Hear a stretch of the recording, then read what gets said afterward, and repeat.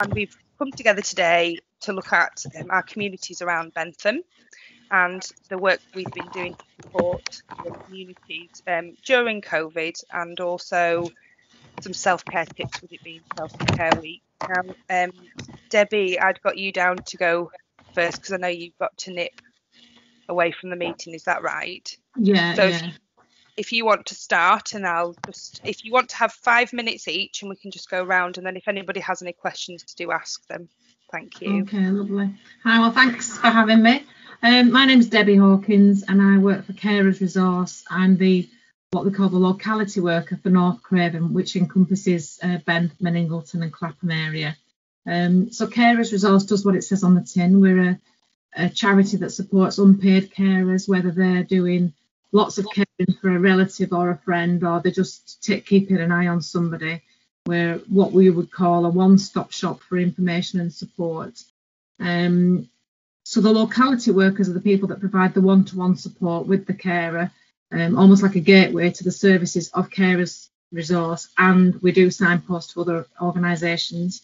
Within Carers Resource, we've got a few teams that do specialist support. So we've got Create, who support people with employment. So if you're a carer who also needs to work or wants to return to work after a period of caring, then the Create team are the people that can help.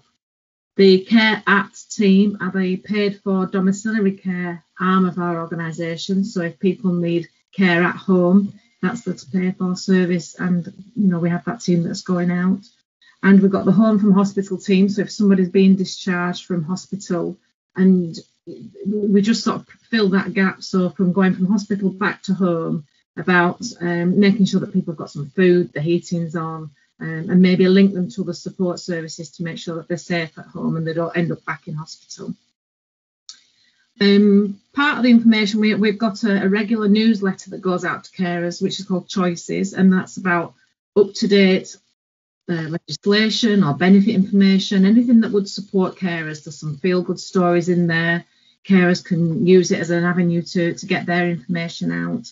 We have a website which professionals and individuals can refer themselves in on. So if anybody has got a referral for Carers Resource, you can do that through the website.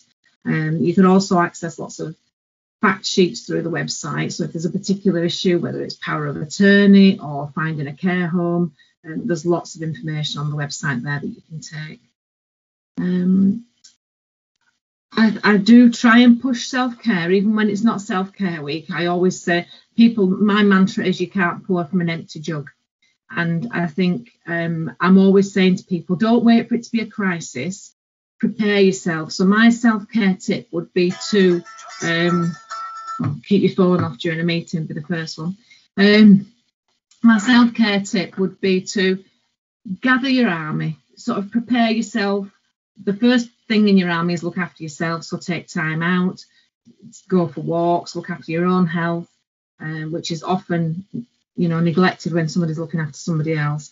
And then build your team. Sort of look, where can your support come from? Whether it's written material or local support services, just build your army so that it doesn't have to get to a crisis situation. But most of all, look after yourself, whether that is going for a walk or taking care of your own health, yoga, mindfulness, all the usual things. You could be doing a jigsaw, taking time out. My favourite thing is to have a bath. So whatever it is, just look after yourself before you look after others. So sorry about that. It's so key. Right. Thanks ever so much, Debbie. That's really helpful. Thank you. Thank you. Welcome, Angela, to the meeting. Hi. I think you're on mute. Most common phrase of 2020. Good morning. Hi, you okay? I'm good, thank you. Good. Well, do you want to come in next while we're talking? Just a brief update about what's been going on, how things are going, and just if you have a tip for self-care week. Fantastic. Yes, I'm with Pioneer Project. My name's Angela. We are an art and health charity. For anybody who doesn't know us, we support people with their wellbeing through creativity. So before lockdown, we had lots of sessions going across Craven, running face to face. At the moment, we've managed to get on a full package of sessions that are running on Zoom, and we are able to support anybody who is maybe a bit worried about joining Zoom or doesn't have the experience of working online. So we do have a team of volunteers that can help people to do that.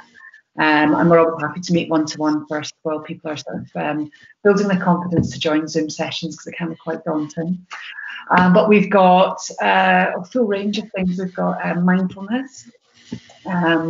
We've got our creative community hubs, which used to happen in the building. They're a fantastic kind of very chatty, friendly place with lots of arts and crafts going on. We have cooking, we have singing, we have gentle movement, which is great for people who perhaps have limited mobility or long-term conditions, but it's available to absolutely everybody. It's a really lovely, relaxing exercise session.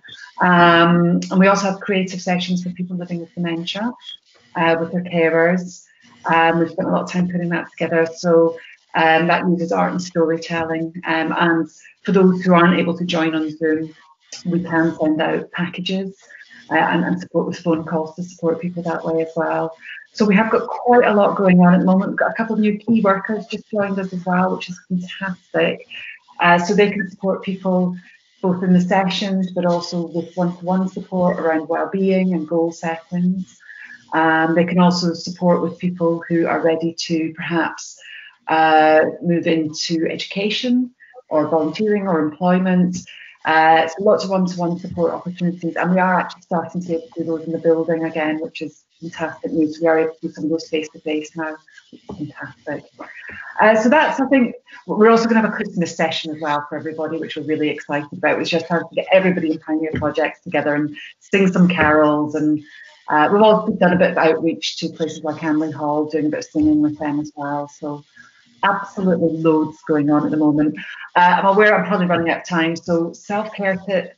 I think what we're seeing is, certainly at the beginning of lockdown, a lot of people really struggled with finding some sort of normality, finding some sort of motivation to get themselves going. So I think finding little goals for yourself to do each day, simple goals, achievable goals, and making sure that you're looking after yourself as well, and not just looking after other people around you, because that's so key at the moment, isn't it? We're all looking out for each other. But give yourself that little bit of time, 5 minutes in the day, do a bit of mindfulness, a bit of exercise, whatever helps you to relax, tidy. Some people that's as simple as that, having a bit of control over their space. Do whatever it takes to make you feel a little bit more yourself and a little bit kind of centered in yourself. I hope that helps. Thank you so much, Angela. That's really useful. Thank you. We'll move on to Jonathan next.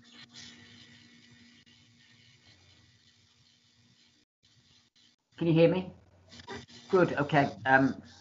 I work for Age UK North Craven, so we cover Craven, sort of Gargrave up to the borders. So what are we doing? We are doing community transport still, and we've got a car scheme that's a voluntary car scheme that supports getting people to their health appointments.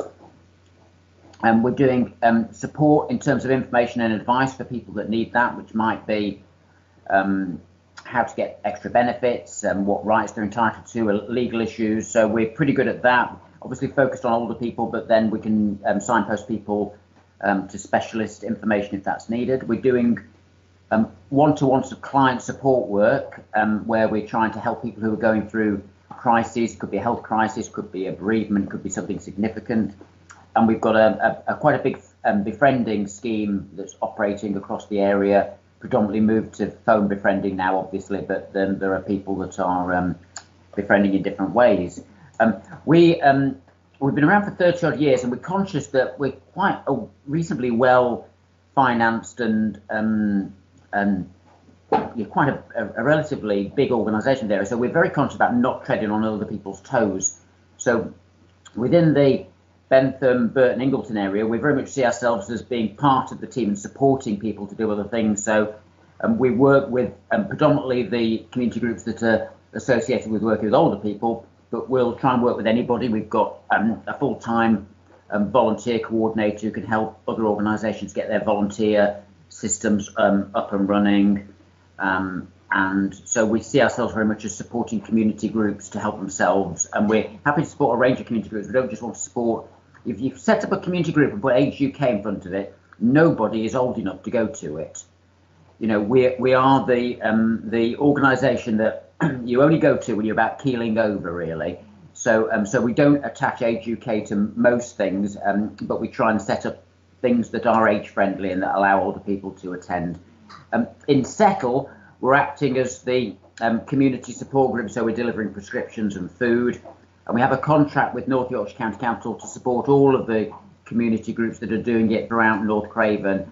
So yeah, in Ingleton, it's very much coming out of the community centre there. In Bentham, it's evolved, and it's very much been a collegiate approach with various groups coming together to support what's going on there.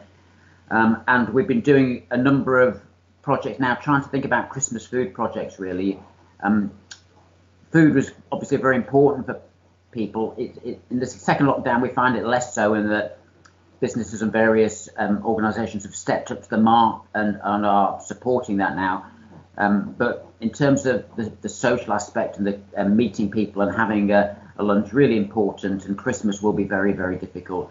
And I should just mention, with the Reverend Anne being here, that we have just taken on a support food worker who's only funded for 6 months or so, but the idea of her, Carol Taylor, her name is that she'll be working to support emergency food provision in the area. So I don't want to steal Reverend Anne's thunder, but in terms of supporting the pantry that Reverend Anne set up, we'd very much look ourselves at doing that. We're supporting another similar organisation in Hellifield, and we're trying to make sure that we've got core information about shopping available to people easily as well, because it's changing so quickly and it's different from how it was at the start.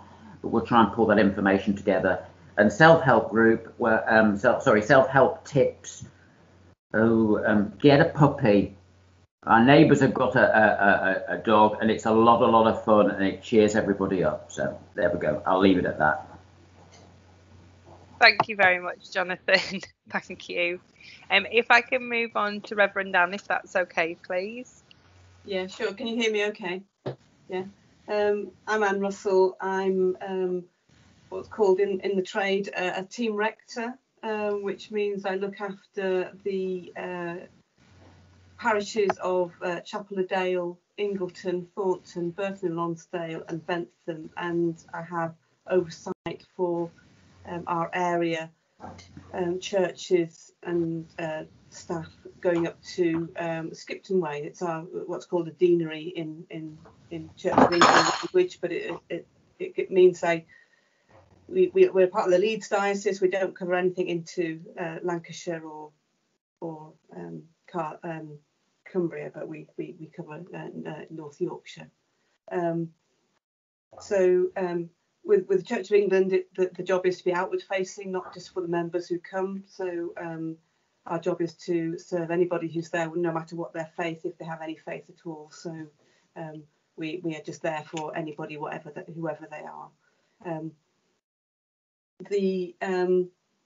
We're doing several things as a group of churches, and we work with the other churches as well. So work with Quakers particularly, and Catholics and our Methodist colleagues. So we regularly meet with them. Not so much the free churches; they're far more independent, but we do get on with them quite well. But they're pretty busy and get on with their own stuff. We've looked at food welfare, particularly over lockdown since March, with the pop-up pantry. The pop-up pantry is aimed not just for food welfare, but as a connection. It's an excuse to talk to people a lot of the time, just to see how they're getting on. So it's the philosophy is very much bring what you can, take what you need, and it's really a good excuse for conversations, checking in on people. And a holistic view of anybody in the community, and to get away from that transactional relationship that you often have with food banks. Not criticising food banks, but in small rural areas, people don't want to be seen to go to a food bank. they'd rather not. So we're trying to get away from that. There's loads of stuff on craft kits, of giving people doing bunting over VE Day and things like that, or painting pebbles and distributing pebbles, and just to get that tackle the social need that people have. So that's been good, and working with lots of different organisations. So we're busy, got lots of donations in, working with Co-op as well, and the Spa and others. But also because it's been really important for our rural churches to just get open when we're allowed to, and even those people who aren't. It's not just for those people with faith, but any purpose of church is often a social thing, of a confidence thing, of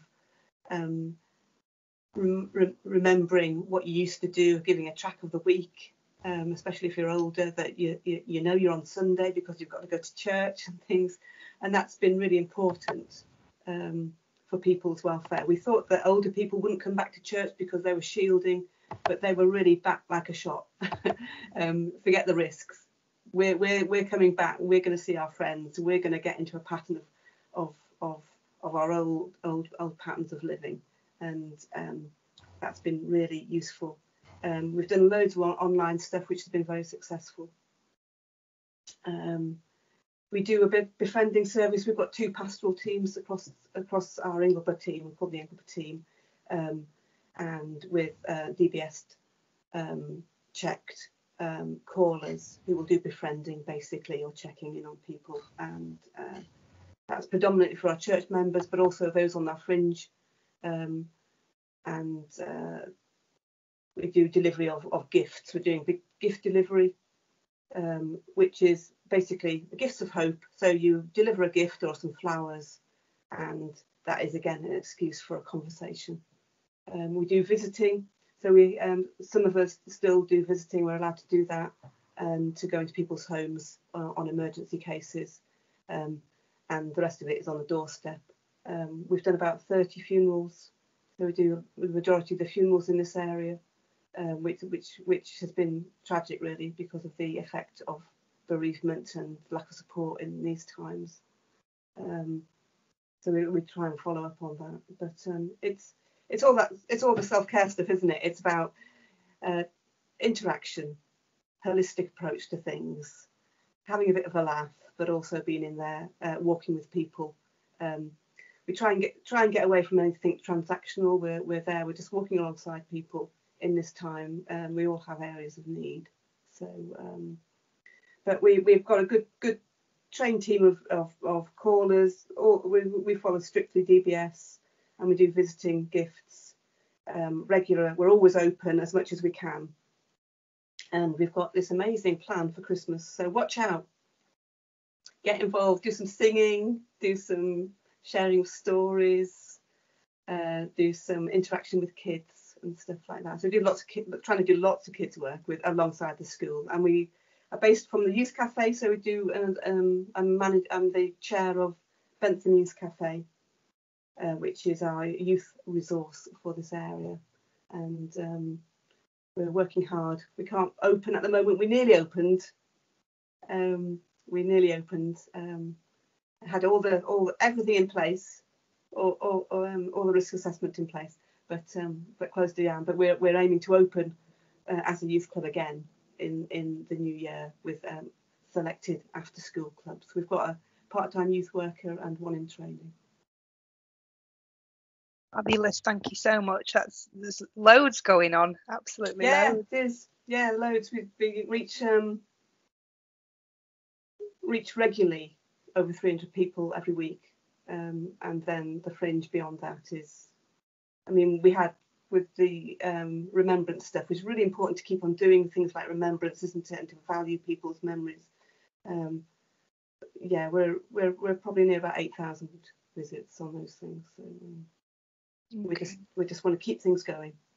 Absolutely. And you mentioned the befriending service. How would people link into that? How would they get in touch for that if they wanted some befriending? We've promoted it a little bit, although it dropped off a little, went a bit quieter when we all think we all thought it was going to stop. We thought, oh great, and everybody took their foot off the pedal. But we're pushing it out again, and that'll go out in the Bentham News.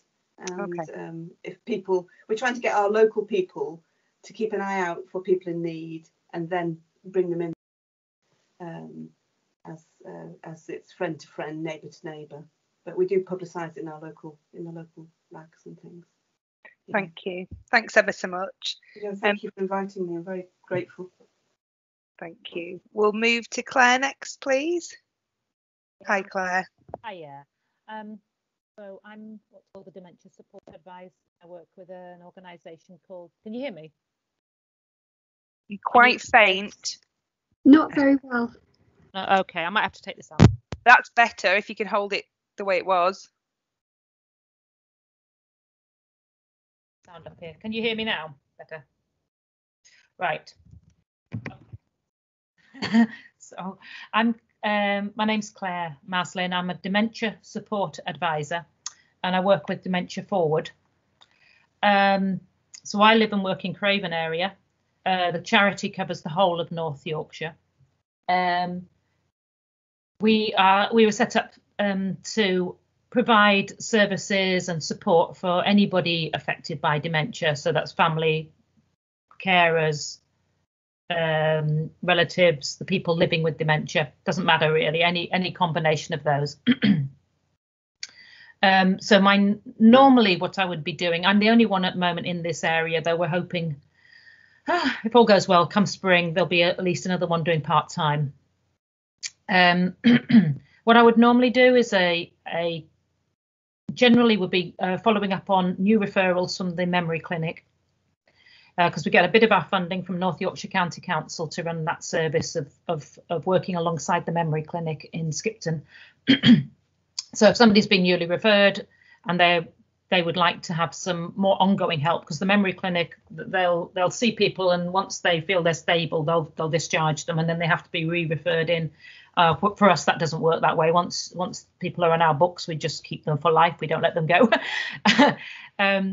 And so we provide a much more, week by week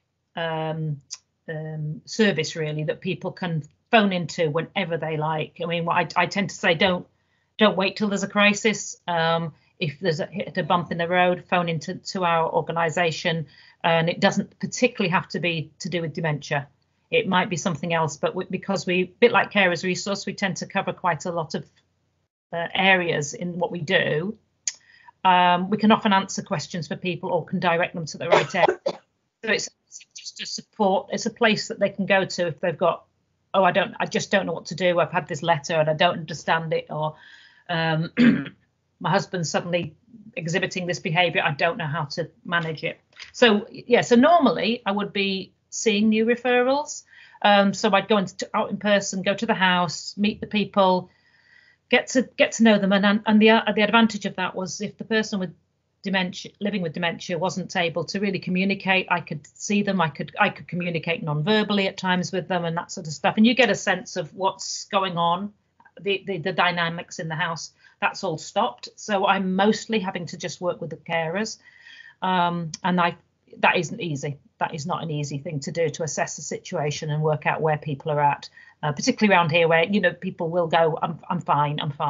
And unless you can see them, you can see them they're not fine, or you can see the house and you can see things aren't going well. But anyway, it is what it is. So our service has gone, we've never stopped. We're still taking calls.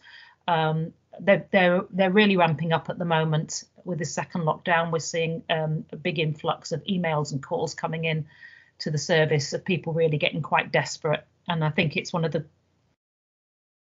possibly alongside mental health, but at least with mental health, you've got an oversight of what's going on. When you're living with dementia, there often isn't the understanding of why I can't go to my cafe, why I can't do that. And they are a group I really worry about, because once they lose the skills, the chances of them getting them back aren't high. So we do what we can alongside people like Pioneer and people like that, just trying to pick up things. So at the moment, I've got a Zoom cafe on a Wednesday, which is okay. I mean, it's a lot of fun. I really enjoy it. We have an activity, always have an activity that's accessible for everybody, as well as a bit of banter, a bit of chat going on. So that's every other Wednesday I'm having to do that because I'm on my own. I just don't have that capacity to run it every week. At the moment, we've really only got people who would have gone to my proper cafe, which I ran on a Wednesday in Skipton, because it's very difficult, I think, with elderly people, often where they're not used to technology, and then they're having to go into a group that they don't know and they're not used to being on Zoom, getting on over those walls really is quite a complex thing. But I'm trying to help people to come to it because I think it would be helpful, because it's a safe place for if you've got dementia. So that's that, and so alongside that, really at the moment I'm back down to doing just phone calls. Across the board, across North Yorkshire, we've got more going on because it's been Dementia Forward has been very well established in the Harrogate York area for about 7 years. It's only very new in this area. It's been just over a year now. So they've got singing groups and things like that going on, but they can do that because they've got a group they can pull on that we're already going.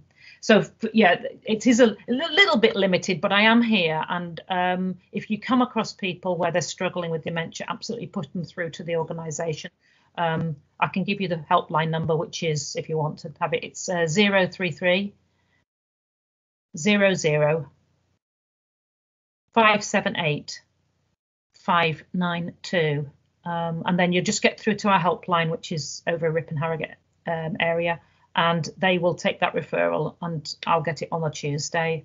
And I'll just do my best really with people, just trying to anything from signposting, checking they're on the right benefits, right through to how do you manage certain behaviours and what's normal for dementia and what isn't normal for dementia. And we do have a nurse attached to our organisation, so I've got a call with my nurse, one of my nurse later on today, because I've had a very complex call this morning where something else is going on other than dementia, I think, and so she's going to be able to have a conversation with the family and just see what else needs to happen and give them that the right language to go back to the memory service with what's going on. So the other things we're going to be starting in the area very, very within the next couple of weeks is I'm going to have what we're going to have cafe in a box, and that's going to be a box full of resources, a bit like what Pioneer are doing, but maybe very, very well moved towards the dementia side. There'll be everything from a robotic cat to puzzles to crochet, but they can pick out of that and choose what they want to do, and it just gives the carer some resources, or might give the carer some activities to do as well. So that's just being started, just being trialled. Yeah, and beyond that, if people are doing okay, I keep in contact at about every 6 months. I'll phone them back. How are you doing? Because obviously it's a progressive disease, so they could do really well at the beginning, and 6 months to a year down the line need a lot more support in. I think that's it. Apart from hopefully there'll be something opening up in Settle in the spring, working alongside Age UK. But you know, I haven't got all the details. And obviously, one of the very frustrating things is with the whole of our organisation is that we're getting some momentum going with the new contract we got, and then everything's shut down. So, and I'm very conscious that. You know how North Craven can get forgotten in the mix. I mean, I think Craven tends to be the poor cousin of North Yorkshire, and then North Craven gets even less. But I'm very aware. I was in Age UK and Settle when I was doing Home from Hospital with Carers Resource. So I've worked with Carers Resource, and I've worked alongside people in Age UK Settle. So I'm aware of all the stuff that goes on. So it is definitely on my monitor. You know. I know how important it is that North Craven is different from South Craven, and we need things geared for there. Self-care, I because I'm on my own, I make sure that I have a weekly call in with one of my managers on a Friday. It doesn't matter whether I'm having a problem or not having a problem. We have that call, and we just chat, and that helps. That means that I'm not letting things build up, and then and through that I've got 2 colleagues who I can pass on work to when I'm completely overwhelmed and swamped without going under. So. Thank you so much, Claire. Thank you very much for that. Julia and Vivian, I'm going to pass over to you both if you're happy to. So part of our team within East Integrated Care Community, we have a core team of clinical staff. So we have our case manager, who's Carol Jordan. Vivian and Julia are our care coordinators, and Alison Webb is our care navigator, who's based solely at Bentham Surgery. So I don't know, Julia and Viv, if you just want to do a brief update of what you've been doing during the pandemic, any information you want to share, please feel free. Well, I've done quite a bit for a lot of the Bentham patients where GPs have referred them for care planning, and then out of the care plan, you know, spot a need for referrals here and there, and where the patient consents. I've been looking for what services are available and how you're running. So I've been in touch with one or two of you in the past about what's happening currently, and I guess it is that barrier that a lot of people have with technology. So it's good to know that people who can go out to support to get, you know, where someone does have the technology and they're just not confident with it. It's good to know that. Hi, my name's Julia and I'm working alongside Viv. We both started in post in February and went home in March. So we've been working from home as best we can, finding our feet in roles, obviously hoping to meet up with you all face to face in the future one day, and we're just sort of learning about what's available across not only North Yorkshire, Cumbria and Lancashire, so it's quite a challenge. So it is really useful, these updates, to sort of see faces for people again I've spoke to on the phone. It's always nice to see a face of somebody you've spoken to.